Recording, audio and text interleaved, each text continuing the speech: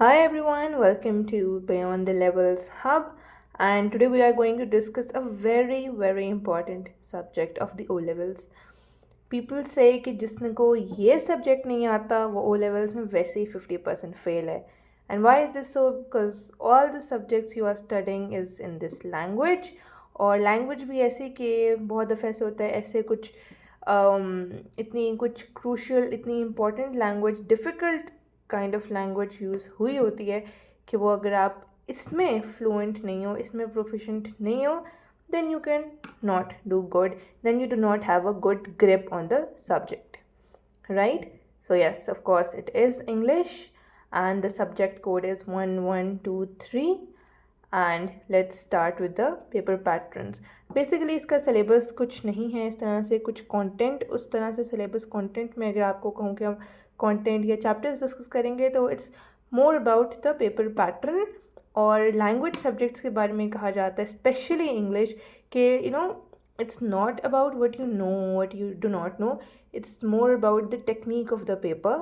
And if you know the technique right, then you can score good, right? So we'll focus more on the pattern of the paper, how you have to solve, what are the compulsory questions, and what are the optional choices, right? So yes, let's start. You are supposed to give two papers in O levels, paper 1 reading and paper 2 writing. So इनके तो syllabus title से, paper title से ही पता चल रहा है कि what the paper is about. Let's start with paper 1, the reading paper. The total marks for this paper is 50 and the time allotted is 2 hours. This paper is divided into two sections, section A and section B. Let's start with section A. Section A और section B को equally marks उन्होंने divide किए हुए हैं 25 and 25, right. अब section A में हमारे पास दो क्वेश्चन हैं, question number 1 and question number 2. इसमें कोई चॉइस नहीं है आपके पास पूरे पेपर में. In fact you do not have any choice. Okay, so section A, two questions. Question number 1, comprehension. इसमें आपको एक टेक्स्ट पैसेज दिया होगा which is approximately about 900 words long. I know it's too much, but आप जब flow में पूरी story की तरह पढ़ते हो then it's doable. So 900 words, comprehension passage, and there are explicit and implicit questions. अब एक्सप्लिसिट एंड इम्प्लिसिट क्या होता है, ये जब आप पेपर करोगे then you will get the better idea, but just for a brief review, explicit questions वो होते हैं जो कि आंसर्स जिनके हिडन नहीं होते, साफ आपको पता चलता है what, when, where, how, why. इस टाइप के क्वेश्चन हैं वो सारे आपके एक्सप्लिसिट मीनिंग्स के साथ होते हैं. Implicit questions, these are the more difficult ones because they're not directly shown in the passage, they have hidden meanings. जैसे आपने सुना होगा, if you have gone through the English paper, writer, cause and effect, what does the writer want to show, what is the writer's meaning behind it, or what does the effect it creates, or what kind of language the writer has used. इस type के questions आपके implicit questions होते हैं, और ये usually होते हैं आपके क्वेश्चन नंबर 2 में. क्वेश्चन नंबर 2 जो आपका यूज़ ऑफ लैंग्वेज टास्क है, which is usually 9 marks long, वो आपके इम्प्लिसिट मीनिंग्स टेस्ट करता है, and the first one test your explicit. Section B also has 25 marks, और इसमें एक क्वेश्चन है which is the third question of your paper 1. Question number 3, इसके आपके दो पार्ट्स हैं, A and B. A part is about the summary, right. आपको एक 550 से 600 वर्ड्स का पैसेज दिया होगा, you have to summarise it into 150 words. अब आगे समरी की भी बहुत ज़्यादा माइनर डिटेल्स और टेक्निक्स हैं कि आपको किस किस तरह के वर्ड्स यूज़ करने हैं, कनेक्टिव्स मोर यूज़ करने हैं, you have to use good language, अच्छे वर्ड्स यूज़ करने हैं, वोकैबलरी अच्छी होनी चाहिए, कंजंक्शंस, कनेक्टिव, इस तरह की चीज़ें हैं, वो हम बाद में डिटेल में when will be doing the summaries will discuss. अभी इन शॉर्ट 500 से 600 वर्ड्स का पैसेज है, you have to summarise it into 150 words approximately. उसी का बी पार्ट है short response question, usually 5 to 6 marks, तो 5 मार्क्स का ही बेसिकली ज़्यादा टाइम होता है. And this is again a part B of this, so it's related to this. जो आपको टेक्स्ट पैसेज दिया होता है 550 से 600 वर्ड्स का समराइज़ करने के लिए, उसी से रिलेटेड इसका बी पार्ट होता है, जिसमें आपका राइटर आपका कोई ओपिनियन पूछ रहा होता है किसी चीज़ पे. For example, use of fossil fuels के ऊपर आपकी समरी का पैसेज है, आपने समराइज़ कर दिया उसको, वेल एंड गुड. अब इसी का वो पार्ट भी आपसे पूछेगा कि what do you think fossil fuels are they necessary for us, you know, or their use should be limited or not, or how can we limit it, and what are the advantages, what are the disadvantages, or what do you think. Basically it's what do you think question, your opinion question, your view question. So yeah, honestly you should just know the style of these questions, and these 5 marks are free marks, I would say, right? Paper 1 reading, comprehension and summary paper. Let's move to paper 2, the writing paper. As the name suggests, it's about writing. इसमें आपके पास again 50 marks हैं, 2 hours in total, और ये भी similarly 2 sections में divide हुआ हुआ है, section A and section B. इसमें आपके पास 2 राइटिंग्स हैं, एक सेक्शन ए में आपको करनी है, एक सेक्शन बी में आपको करनी है. सेक्शन ए में आपके पास डायरेक्टेड राइटिंग है और ये आपके कंपल्सरी है, you do not have a choice, this is a compulsory. इसमें आपको एक भी हो सकता है, 2 भी हो सकते हैं, टेक्स्ट पैसेजेस दिए होंगे अप्रॉक्सीमेटली 400 to 500 वर्ड्स के.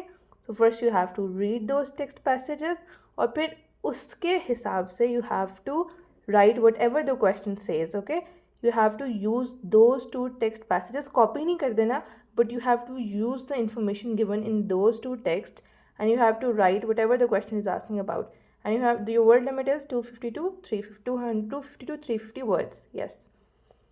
यूजली इस तरह का कंपैरेटिव भी आ जाता है कि 2 पैसेजेस दिए हुए हैं, उनको कंपेयर करके भी आपको अक्सर कोई चीज़ कहनी बतानी होती है कि राइटर ने जो टेक्स्ट में 1 में लिखा है उसका टेक्स्ट 2 से क्या बातें कॉन्ट्रडिक्ट कर रही हैं, क्या सिमिलैरिटीज़ हैं, इस टाइप की भी चीज़ें हो सकती हैं. यूजली दोनों एक ही बात भी कर सकते हैं और उसको आपको कंबाइन करके भी लिखने को आ सकता है. तो इसमें बहुत वेराइटी ऑफ क्वेश्चन होंगे आपके पास, and you can see lot of examples, क्योंकि हर पेपर में पैटर्न यही है कि 2 या 1 पैसेज है और उसको पढ़ के using the information, using the knowledge given in those text, you have to write about 250 to 350 words. इसीलिए इसको डायरेक्टेड राइटिंग कहते हैं, because you're not writing on your own, you are reading passages and then you are using that information to write, right? Moving to section B, this is the fun part, honestly my favorite. पूरे English के in fact दोनों papers में this is my favourite part. Star. Okay, so या section B में क्या होता है? Section B is composition, जो बचपन से आप करते आ रहे हो, इसको भी 25 मार्क्स हैं. And interestingly, very interestingly, you have 4 options here. It's 4 options, a lot. और इसको मज़ीद अगर हम स्पेसिफाई करें तो 2 आपको नरेटिव्स दिए होते हैं और 2 आपको डिस्क्रिप्टिव्स दिए होते हैं. Narrative is basically story writing, story आपको लिखनी होती है. Descriptive is basically you have to describe a scene, like they can say describe a rainfall scene, describe a sunset scene, describe a fish market, anything. Or narrative is a story. So 2 options narrative के भी हैं, 2 descriptive के भी हैं. Out of all those 4 you have to attempt only 1. Please ये mistake नहीं करनी. अक्सर बच्चे ये सोच लेते हैं कि एक नरेटिव करना है, एक डिस्क्रिप्टिव. नो, टोटल 4 ऑप्शंस में से सिर्फ एक करना है, whether it's descriptive whether it's narrative, completely your choice.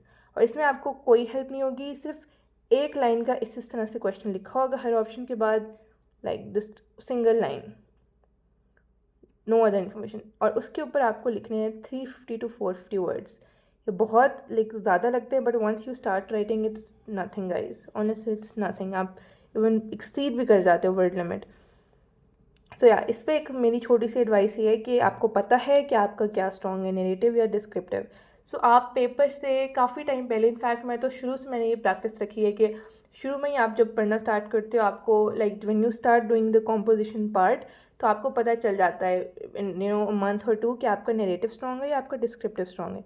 सो जो आपका स्ट्रॉन्ग है, जो आप प्रेफर करते हो लिखना, जिसमें आपको लगता है आप इजीली वर्ड लिमिट पूरी कर सकते हो, जस्ट गो फॉर इट. उसी को पकड़ लें, उसी को प्रैक्टिस करते जाएँ. जैसे शुरू से I love to do narrative writing and I hated this descriptive. मुझसे कभी इसकी वर्ड लिमिट पूरी नहीं होती थी. सो मैंने नरेटिव राइटिंग को ही स्टार्ट से I practised it for 1 whole year. मैंने डिस्क्रिप्टिव एक भी नहीं की 2 सालों में. मैंने सिर्फ नरेटिव ही उसको अपने जो इवन जब से मैंने आर्ट्स भी देना शुरू किए, I use to do narratives only. I skipped descriptives. So उसी को नैरेटिव को ही मैंने स्ट्रॉन्ग कर लिया। इस तरह आपको भी जो प्रेफरेबल है, जो आपका स्ट्रॉन्ग पार्ट है, स्ट्रॉन्ग एरिया है जिसमें आप इजीली वर्ड लिमिट कंप्लीट कर सकते हो, उसी को पकड़ लें और उसी को प्रैक्टिस करते जाएं इतना कि उसी में एक्सपर्ट हो जाएं। क्योंकि उसमें भी तो देखें ना, फॉर एग्जांपल आप डिस्क्रिप्टिव चूज़ कर रहे हो, आप डिस्क्रिप्टिव ही आपको उसको स्ट्रॉन्ग करना है। तो ये एक मिथ ही है कि डिस्क्रिप्टिव का कुछ ऐसा आ गया कि आपको नहीं आया तो आप नरेटिव कर लो या वहाँ पे ये हो जाएगा कि आप, इसलिए आप दोनों प्रैक्टिस करो। बट नहीं, आप एक ही प्रैक्टिस करो, क्योंकि इसमें भी तो दो चॉइसेस हैं ना, इसमें भी तो दो चॉइसेस हैं। आपने डिस्क्रिप्टिव भी फॉर एग्जांपल लिया है पेपर में, अगर आपको एक नहीं भी आया तो दूसरा भी तो डिस्क्रिप्टिव ऑप्शन है। एक नरेटिव आपको नहीं आया, दूसरा भी तो नरेटिव ऑप्शन है। But why are you going for both? You shouldn't go for both of these. Just एक ही आप शुरू से इतना स्ट्रॉन्ग रखें, इसको प्रैक्टिस करें।